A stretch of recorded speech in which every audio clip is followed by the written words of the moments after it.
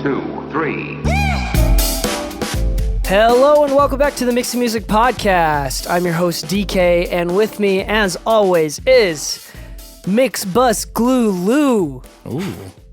Ooh, say that 5 times fast. Mixbus Glue Lu, Mixbus Glue Lu, Mixbus Glue Lu, Mixbus Glue Lu, Mixbus Glue. Actually, that wasn't too bad. Yeah, that wasn't too bad. It sounds like it would be worse. And with us is special guest, mixer extraordinaire. We'll kind of go over all his history together on the show. We have the amazing, illustrious Tyler Scott. Illustrious. I like that. Is that a good adjective? That's pretty good. I'll take it. Yeah. Thank you. Welcome to be here. And we're glad that you're. Thank you for taking time to come out and hang out with us and talk about music. Thank you for the invite, my man. Yeah, so Tyler is awesome, and he's an amazing mix engineer, works with a lot of great artists. Do you want to talk about some of your history? Sure, yeah. Kind of like where you came up, and I know you were a drummer, and you assisted with someone, and all that jazz. Yeah. Well, I mean, so I'll keep it brief, but, grew up in Fort Wayne, Indiana, and was a jazz drummer kind of through high school.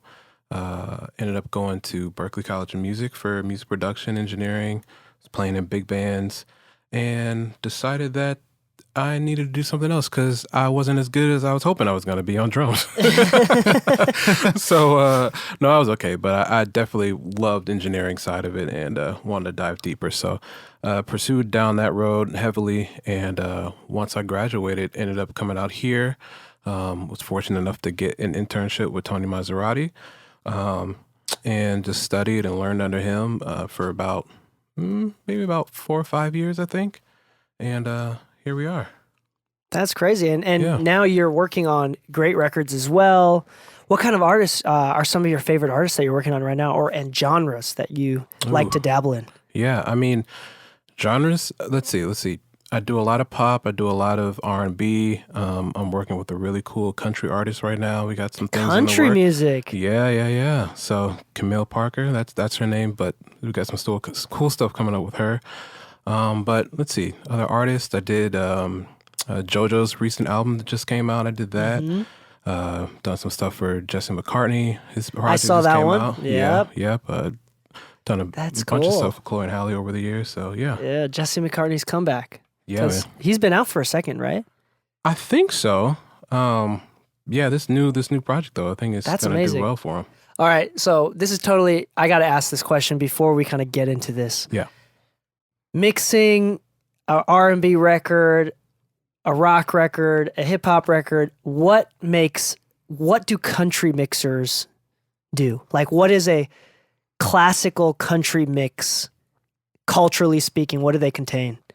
Ooh, are we talking like a more folky side or like a more good pop question. Side? Let's say pop radio country. More pop radio. There's definitely what's the emphasis on? If we're gonna go like acoustic instruments, so like live drums, definitely gonna have like a strong kind of smacky compression on the drums, vocal nice in the middle up front, and you're just big compressed sounding, which is just a super cool vibe. Yeah. So I really like it. I'm trying to do something a little different just on what we're doing, but yeah, I think that's probably like a classic sort of thing. What's kind of your vibe that you're bringing to it? Well, I mean, for one, the music itself isn't like a straight down the middle sort of country kind of vibe. So there's R&B influences, there's other kind of pop influences, all influences to it. So I would say it's country sensibilities with kind of a more modern R&B, low-end type of vibe, and then just room to be free and creative. So it's like an R&B country fusion. In a way. I don't want to put labels on it. It's hard. Yeah. I don't even know how we genre anything anymore. There was to be honest. Yeah, there's been so many mixes lately. It's I don't know what this is, but it's good. There was a music manager for a Netflix show, and I heard them once saying that usually music that gets big and is liked by an audience tends to nowadays be some sort of a fusion of something that nobody's ever heard, or that people are familiar with both sides but never really together. So that's very interesting. Yeah. Do you remember when Jay-Z and Linkin Park made an album together? And it was they made an album? Yeah, I mean, technically, it's more like it was remixes. It was songs that Oh. Linkin Park already had released, and they were already very successful. Then Linkin Park decided to work with Jay-Z, and Jay-Z decided to rap over him, and it was really I did not know this. really cool. But it been a while. it was a big deal when it came out, like huge. For my Fusion album, it was Distant Relatives with Damian Marley and Nas. That was a good album, and that wasn't remixes; those were all original songs. I need to listen to that. It's a good It's a good album. Distant Relatives. Anyway, so we're gonna get into today's topic. We were talking about what we should talk about, and Tyler was talking about overcompression and how to avoid it, how to notice it, and kind of like what are some sure signs of when it's compressed too much. So let's talk about this. So what are some adjectives and how would you describe music that is correctly compressed? Like a good amount of compression. So in general terms, because there's of course. Like we gotta say like there's no correct way, I guess, or Disclaimer, or a proper way, right? So disclaimer out there. But I think just a good way to think about it is you can using compression for a sort of a color, for tones, but still allowing the song to have dynamic and grow and change and move from section to section. And if a song is feeling too linear, or someone sends over a rough mix and it's just feeling like, oh, it's super kind of compressed and it's just exciting the whole time, that might be the vibe for the record, or it might not. A lot of the times when I'm able to kind of pull it back and loosen it up a bit and get it to move the right way, clients tend to like that better. But yeah. Yeah, so I mean, there's a lot to do with the transients, like the feel, the bounce. I'm hearing this a lot, especially with the growth and the popularity of Afropop. And we heard it a lot in Michael Jackson records, like Earth, Wind, and Fire, where there's a lot of percussion going on. And then on the opposite end of stuff that's overcompressed but also a vibe is like, I love Wolfpack. Oh yeah, with their like lo-fi funky drums and stuff. Those are my favorites too, and they're definitely uniquely different. And that's interesting. And oftentimes, I've definitely heard a few songs as I do mix revisions, mix feedback every Monday night on Twitch. You can go to twitch.tv/DK mixes and on Monday nights usually. And oftentimes when people send in mixes for me to review and give feedback on, there are a few people that send in overcompressed songs where from section to section there is not, and sometimes it's overcompression, sometimes it's just lack of automation and lack of arrangement. But a lot of times it's overcompression, which then dramatically affects the low end. You hear that a lot. Things just don't punch through. It feels like a wall of noise, Yeah. And for you, what are some? Are there any records that you've worked on or that you've listened to that you're a fan of that had good examples of great compression? That off the top of your mind, I'm putting you on the spot here. I think, even if it's stuff that you've worked on. Yeah. Well, I think. One of my favorite, so I'll say this JoJo project that just came out. One of my favorite records on it was a song called Dissolve, and D Mile produced it, and one of my favorite producers and just songwriters and just a creative person. But the song came in and it sounded great already. So it, I really just try to take my time with it and just make sure it had enough room for it to breathe and grow and get big by the end, but not still be, not be timid or anything through the verses or through the first verse. So I think, I feel like I did a good job on it, on that one. So I am happy on how that one came out. But my buddy John Castelli, he had a great record he did for this country artist Cam, actually. And it's I believe it was called Redwood Tree or Redwood. But just a beautiful record, warm, deep, transient, had just growth to it. But I mean, also like the early mixes that Tony did for Shawn Mendes, like that record Stitches, I think it was like an early record. I mean, so transient, so in your face, but that one still had like that sort of characteristic and color of like that a compressor would have. And you know, it wasn't necessarily like a bunch of Mixbus compression, because I know that's not his style.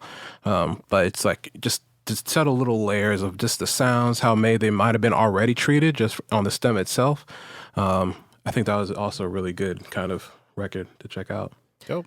So I think it's fair to say that with compression, whether you do too much or too little, or when I say too much, I mean you choose to do a lot more or you choose to do a lot less. It's definitely a taste thing, and there's no right answer, as you've kind of already explained. So go ahead and do like a 20-to-1 ratio and just slam it. Do it. You know, this is there's a lot of engineers right now that are talking about not looking at the gain reduction meter, just doing it by feel. I mean, I feel like that was said before too. I feel like it's always been use your ears. Yeah. Yeah, so I mean, like, I think it's still, I mean, especially when we were learning, I think hearing compression was really difficult. Even now, like, sometimes I have to try really hard and then have to be honest with myself and say, yeah, I'm not really hearing a difference. At least a practical difference. So for anybody that's kind of new to compression here, and looking for techniques to put in their arsenal, what are some of your favorite compressors, some favorite tools of yours, and some uses? Yeah. Well, I think one of my favorite compressors, it's a stock thing inside of Pro Tools called Clip Gain. And that's probably my first favorite. It's not even a compressor. You just turn it up. Yeah, because I mean, we think about, you know, what the utility of what compression is, right? That's just controlling the dynamic range of a signal. So, you know, if we start off, if something's too loud or it's peaking in certain areas, just cut it out on the clip gain, or you can use the automation of it, just however you want to work, and just turn it down, that little piece. May I ask why you say clip gain and not volume? So clip gain is, if you think about your it's almost like order of operations in math. If you think about it, it's gonna be pre all of your plugins, anything that you have on the track. So it's basically like you're reaching into the file or the stem and just turning that little piece of the waveform down, or the whole thing. So I usually like to start there, and then if I want to we'll say it's a vocal, if I want to like further compress from that just for like some color, just like the sound of the plugin or the hardware unit that I might use, then one of my favorites to use, as of right now especially, is the Cream plugin, or Cream 2 from Acoustica. Amazing sounding plugin. Is that the one? Is that free? It's am not I thinking free. Am I thinking of a different one? It's not the free one. Which one's the Cream one? What does that one emulate? It's I believe it's emulating a RS-124 on one of the modes, and then on the other mode there's like a B and a C. The other mode is a Zener, I believe. Oh, right. That's that retro looking one. Yeah, it's like kind of like a greenish color. Yeah. It's got like an EQ and a thing too, but I pretty much only use the. Yeah, I think for a moment they were giving it out for free. I don't know if they're still doing that, but I have that one. Yeah. And you like that one a lot for the compression. I love it. It's like my go-to one. I have not yet experimented with that. What's kind of what's your favorite like settings on it? Favorite settings are, I usually kind of fast, almost all the time fast on the release, which is still fairly kind of slow on it, depending on what mode you're in. And what else? The schmod, I think they call it on there. Schmod. I usually just kind of leave it just straight up the middle. I think that's kind of like an internal like attack release time type of thing going on. And then obviously threshold wherever it needs to be. Do you find yourself cranking it a lot, or only doing a little bit, or? Really depends on it. Sometimes I'll do like a parallel thing with it, so maybe I'll kind of crank it a little bit more, and then pull back the mix knob on it. Sometimes I might just tap it. Sometimes I might not pull up any compression. It's just, as soon as you put it in, it's got a little bit of saturation on it, right? So it just gets a signal might get a little bit brighter, a little bit of a tone. So sometimes that's just the vibe I'm looking for. So I'm like, God, I want this thing to have a little bit of a air quotes mojo, right? You know, Mojo. So I'll throw that on there. Dope. What else? What's another one? So yeah, that was a great one. Hardware unit. You know, I love the retro stay level. It's great. It's a great I'm currently thing. saving up for one of those. I have 2 of the double wides, and I love them, but Yeah. the stay level is where it's at. So for anybody that's not familiar or have never used one, what about the stay level is just so enticing for you? It's one of the few compressors that I've used that you can do an insane amount of gain reduction on and not hear a bunch of artifacts, I should say. So not that you always need to do a whole bunch of gain reduction, but sometimes it's a cool vibe. You can throw it in parallel or just straight on there. But it's just one of those things where it's one of the few compressors that I haven't heard a plugin get close to that sort of vibe, or even a series of plugins. What about the Arturia one? Have you tried that one? I have tried it, and I do use it when I want to use like 50 of them on something, right? So so or it on gets a close bunch of enough. backgrounds. It gets close enough, but it's not just quite the thing. And I'm pretty much an in the box guy. Like I'm like 99% in the box. And so if I can use a plugin on something, and then I will. Yeah, the retro it's an important. Practically, it's it's the same. It's just missing that last tiny. It's just a little something with the low end. A lot of the time, it's the low end on the compressors that just sounds. It's just more open. Something about it is just more open. Yeah, I've noticed that as well. And I know that this is a clone and a cheaper compressor, but the Golden Age LA2A clone is the same thing. Like, there's something about it that plugins can't do a lot with the low end. Mm-hmm. Yeah, so I find that to be true. And cool. Is there another one, or what are you thinking? There's a bunch. I mean, do you have a VCA type that you really like? Do you use? Let's start with this. Do you use Mixbus compression or bus compression a lot? So not in serial, like not just straight on. So like I actually do like parallel Mixbus compression. And what I use for that is I'm giving away my secret, so here we go. Oh, no. Good. This is good content. No, what I use is the Isotope vintage limiter, and then I also use I think the Imager from Ozone before it, just to give a little bit of width. And with that vintage limiter, there is no mix wet knob on that one, so you would have to actually parallel that. Physically. I have another aux that's just also set to the Mixbus input, and then I just turn it down and just do whatever the settings I want. All right, which setting on the vintage limiter? Usually tube, and then I'll just crank the threshold down. Really? I guess it's parallel. Yeah, it's parallel, and it's just kind of doing, it's doing a thing. So it's almost riding the whole mix in a way, right? So like the choruses hit, it's gonna clamp down more, and the verses it's not gonna be as loud, right? Typically, and so it'll kind of let up a little bit. So I kind of get a little bit of a built-in sort of leveling, but I'll still obviously do my automation inside of the session to get the growth between the sections and stuff, right? But it's just one of those things that just adds a really kind of cool vibe. It kind of brings your effects and just this kind of sauce that's just swirling around kind of in the bottom. So you use it sparingly. I don't usually turn it up a lot. It's usually like I don't know, around like 15, 16 dB or something lower. Yeah. A lot of times to get that, like you mentioned, like getting movement and growth, because I do a lot of mastering exclusively lately. Yeah. And I'll just automate on the way into the processing. Oh, yeah. I'll do parallel once in a while, but it doesn't always work. It really depends who's mixed the record and what they were after. Yeah, absolutely. And feel free, I mean, if you guys want to try it, feel free to do parallel. Or not do parallel, do automation on that track. So automate it. If you want that a bit more of it in the chorus, push it up, pull it back more in the verse. It's doesn't have to be a static sort of thing. That's a gem right there. Actually, that's a big gem. I don't know why I haven't done that. I've just been doing static movements on like the Mixbus or on different buses. Yeah, it's a cool thing, man. I'm taking that home. And riding with it. Okay, cool.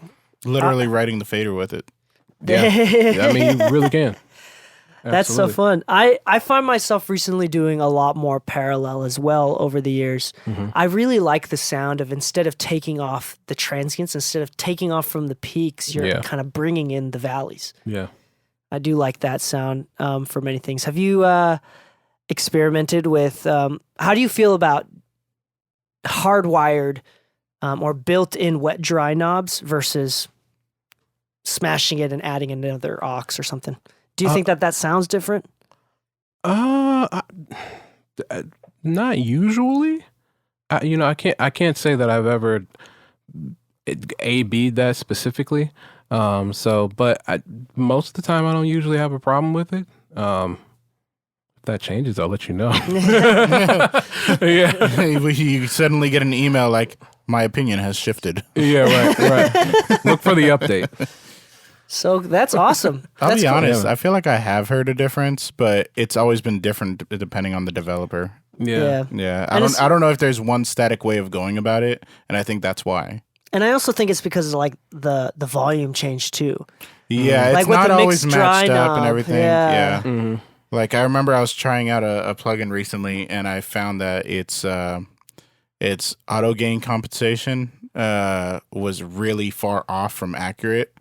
So the more I processed, I was like, why does it suddenly just stand out too much? Like I'm compressing the hell out of this with the mix dry, and every time I went to dry, it would just get quieter. I was like, what the hell is this? There's a couple plugins that do that for sure. That's a usually missed one. So maybe if we level it ourselves and then mix dry, maybe then I don't know, but. So we got one secret out of you, Tyler. We got the vintage limiter here. Actually, on that note, let's and take what a color moment his here. underwear are. Wait, what? What's that? That was the other secret. You didn't hear it? He told us what color his underwear are. If you guys know it, Yeah. just type it in the comments. I'll send you $20. Actually, this is a great time to take a pause for a second and talk about our sponsor. Because we are sponsored by Isotope, and we would love to we're so very grateful for Isotope and thankful for They're them. the best. There you go. You want to say a couple words on our behalf? I mean, Isotope, I love you. there you go. I want to have a baby with you. We do love Isotope and the vintage limiter, specifically in the Ozone Advanced. In the Ozone Advanced package, which you can get 10% off or download everything for their monthly subscription bundle. You can get the first month free of that or get 10% off of any outright purchases if you go to isotope.com/MM podcast. Once again, that's isotope.com/MM podcast. I also love Isotope, so They're great. this is one of my favorite sponsors to do. Things to check out from Isotope. Here we go. Grab a pen and paper, I'll tell you. Ozone is great. All the little different models inside of it. The maximizer is great. Different things. Use sparingly. Less is more. The Neutron is great. The transient designer inside of Neutron, I use it all the time. Absolutely that's one of all the those time. secret ones. And the exciter inside of it. Both of them all the time. Where there's one, there's usually another one. The Neutron Exciter and the Neutron Transient Designer are my two favorites. And have you heard have you experimented with the new ones, like the low end focus on Ozone? I have a little Master bit. rebalance? It's very interesting. Yeah. Very interesting. Very interesting. It's kind of like phasey. I don't know what it's doing. Yeah, I'm not sure, but I had to do like a quick 2-track type thing, and the bass was ridiculously loud on this instrumental. Popped that guy on, turned it down a little bit, and off we were. There you go. It was great. I mean, it I'll did what I usually use needed it to for do. a final process, but I won't use it necessarily in a mixing process. That's Yeah. Like if same thing, if I have a 2-track that I have to deal with, I'll throw it on that. But Mm-hmm. if I have full stems and everything, I'll find it on my master bus. But, Oh yes, yeah, absolutely. Yeah. Absolutely.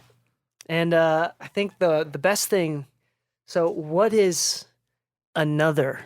So we were talking about your first Tyler secret here, which was Yeah. the vintage limiter. Do you have another Tyler secret that we don't have to dig for that you're just willing to tell us? Something that works really well for you. Works really well for me.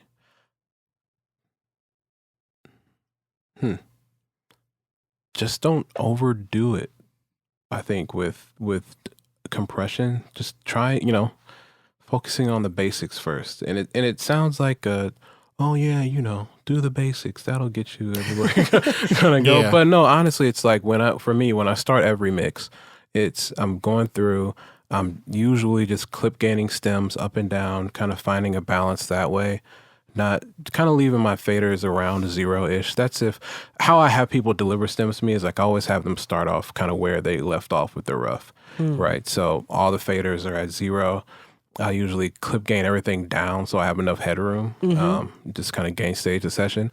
Then I'll start kind of just going in, clip gaining stems up and down, finding a balance. Then I'll listen to what I'm kind of don't like or what I need to notch out of different things, grab an EQ, Pro Q3 from FabFilter, use it every day of my life. Go in, kind of cut out a couple of things, and then from there, I might add some saturation, add some color, different places. Spectre is a great tool for that. Saturn from FabFilter is a great tool for that. Neutron's Exciter is a great tool. Whatever kind of tool you like. I mean, there's the classic decapitator. It's like you can't get away from it. It's just great. It's a vibe. How do you like to use the decapitator? Oh man, I'll throw it on a vocal, just like bring it up the drive knob to like a 2, and just like usually on the first setting, or like the Neve setting. I think it's the N or whatever, and just let it kind of add a little bit of bit of grit, a little bit of brightness. Might put that on the drum bus, or a snare. Keep it 100% wet. Just 100% wet, yeah. Or I might go a little bit harder and pull back. It's a creative tool, so that one there's kind of no rules to it. But that's dope. That's great. Yeah. And lastly, I think this is a question that I like to ask, and I think it's very important for everybody in the industry. How do you attempt or try to find balance between personal and work life? I think you just have to be intentional about having, most of the time for engineers, you have to be intentional with having a personal life more so than having a work life, right? So it's like, say, hey, I'm not going to work on Sundays. I'm going to stop working at this time. Now, if you're a tracking engineer, you might not have as much of the freedom because you're kind of at the whim of the artist, depending on where you are, what stage you are in your career. But as a mixer, if I'm kind of setting my own hours, kind of the thing, mastering engineers as well, you get a little bit more freedom to say, hey, this is how I want to work. This is how I want to live my life. And I think that's important. We need to have our own lives, have experience to help recharge our own creativity, right? Yeah. Kind of give us some life and experiences to draw off of. It's much like an artist writing a song. So, yeah, it's important. Just be intentional about it. I love that. Yeah. I love that. You have to truly want a day off. Yeah. Yeah. Yeah. I mean, Lou and I were talking about it just today, actually, about, Yeah. I mean, you said in the last few days you were overworking. Like for me, the past few weeks, I've accidentally overworked as well. Yeah. And I say accidentally on purpose because if I don't do it intentionally, if I don't set my boundaries, I'll accidentally just keep working. Yeah. I don't know how to stop. I remember Saturday night, Anna wanted to go to a costume party that her family was hosting. I was like, you know what? Halloween's my favorite holiday, and I don't feel like I've done enough Halloween-y stuff this month. I'm gonna go ahead and stop what I'm doing. I just grabbed my stuff, turned off the computer, left. I'm like, I'm gonna go enjoy my night. Then the next day, it was Sunday, so I didn't work. And the work that I did do, I did it from home. I'm not going to the studio. Everybody that called me, sorry, I'm not in. And when you came back on Monday, everything was fine, right? I mean, I did see a cat on fire, but I don't know how the cat got in. But I had to say that was the best fried cat I've ever tasted. Well, there you go. So yeah, and that's the secret too. This is I've been talking about. I don't think I've said this on the podcast yet, but with the marketing company that I own, the CEO was out here this last week, and we had dinner together. Shout out to Johnny and Launchpad Media, but Johnny was one of the things I really liked about Johnny's management style is that he told all of us, because it was a white glove marketing company, very high end, expensive companies, B2B more so than anything else. And he would tell all the other owners as well as the employees of all various levels, if a client calls you outside of working hours, so Monday through Friday, 9 to 5, If they call you past 5 on Monday through Friday or on a Saturday and Sunday, they email you, no matter how much of an emergency it may seem, you are not allowed to respond. So kind of made this boundary. And you know what? Just like when we call the post office or any company that does customer service only Monday through Fridays and we call in on a Sunday, we're going to be upset about it for about 30 seconds. And then we're going to call in on Monday and figure it out on their time. Yeah. And we'll forget that was ever an issue. Yeah. Yeah. Yeah. I mean, we deserve, personal time just as much as everybody else. And we can get burnt out just like artists can get burnt out, just like producers, songwriters, a CEO of a company. So we shouldn't feel guilty about taking personal time. The funny thing that we always talk about being burnt out as people, but we forget that we can burn ourselves out of our want to be in something that was literally the driving force of why we put in so much time to get to where we are. I remember at one point I told Dee Kei, I was like, the crazy part is I love what I do, but sometimes I just don't want to do it at all. Yeah. Like, you ever have a long day, you work, you're on your drive home, you're like, I want silence. Today, I don't want to hear music. I just want to go home. And then chocolate comes up in your car. Wait, give me chocolate? Yeah. What's the first song? The first song on your phone, every time it plugs in? So in my car, so I worked on 2 records that were especially special to me. One of them was my first plaque win, which was with Kehlani and Keyshia Cole, All Me. Ooh, and the other one was with this artist, Ari Lennox, and she was featured on a song on Kiana Ledé's album called Chocolate. Hey. And that's the first song that pulls up every single time you it's between the 2 of those. So it always changes. Yeah. So every time I get in my car, I have a Honda Civic hatchback, like a 2019 or 2020. I don't know what the hell it is, but it's a nice little vehicle. But when you plug in your phone, it has the Apple CarPlay thing on the screen. And I guess because Apple wants to monopolize the music side of your phone, every time you plug it in, it immediately plays whatever you've purchased before. And the thing is, I've only purchased 2 songs on iTunes because I don't use iTunes. Yeah, so every time I get in my car, it either goes, can you tune it on me? Can you tune it on me? Or it goes, beep, beep, beep, boop, boop, beep, boop, beep.